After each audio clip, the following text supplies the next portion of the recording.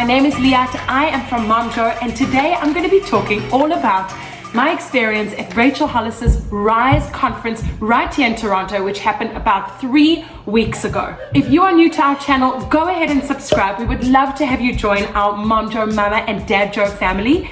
And if you're interested in this video and you're enjoying it so far and you love Rachel Hollis, give us a thumbs up.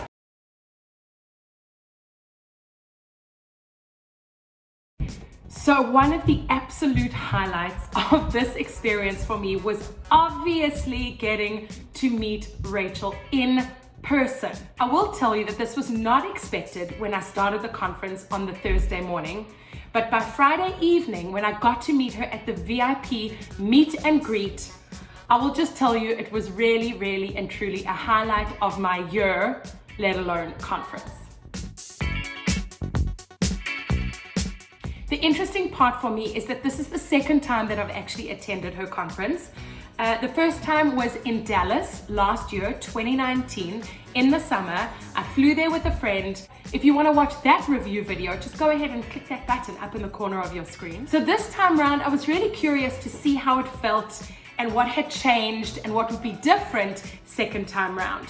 The first thing is that this time the conference was 3 days and not 2. And I must say that was my only piece of small criticism of the Dallas Rise experience, is that 2 days was actually too short. So this time I would say 3 days was the perfect amount of time. You were able to get into it, you were able to feel the vibes, and you didn't feel like the beginning of the second day was the beginning of the end, if you know what I'm saying. For me, I took away 5 really big lessons from this experience, most of which came from my privilege of getting to meet Rachel herself.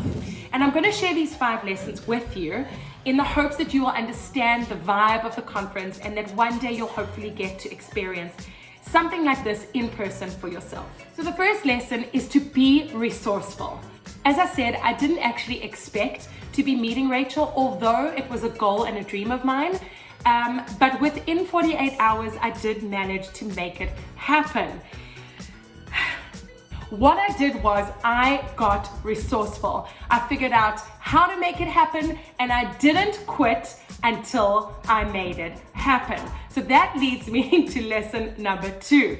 Do not quit when you get your first no. This is with anything in life. Seriously, when you get somebody saying no to you, whatever it is, do not take no for an answer. Be resourceful, be persistent, and make it happen. This leads me to my third takeaway, and that is that you need to be specific with your goals. So specific that when they come true, you can put a little check mark next to it and say, done. So for me, I had actually written, as Rachel does in her Start Today journal, I meet Rachel Hollis in person. Honestly, guys, a few weeks before the conference, I started thinking to myself, wouldn't it be amazing to meet her in person? And so I started writing it in my Start Today journal. And honestly, I was getting closer and closer to the time, didn't think it was gonna happen, kept writing it, and then it happened.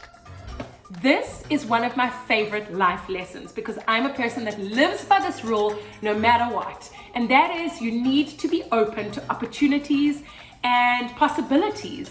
Be open to them, say yes to them, and you never know what might come out of it.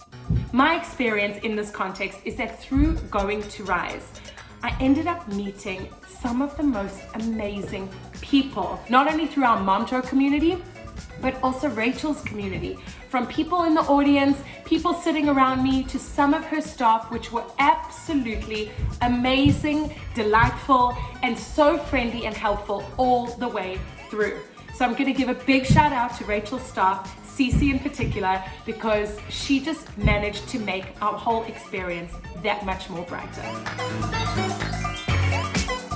And last but not least, this is something that is really close to my heart, as I think that had I not thought about this fact whilst trying to make this happen for myself, it wouldn't have happened. And that is that you should never let the possibility of regret overcome your fear.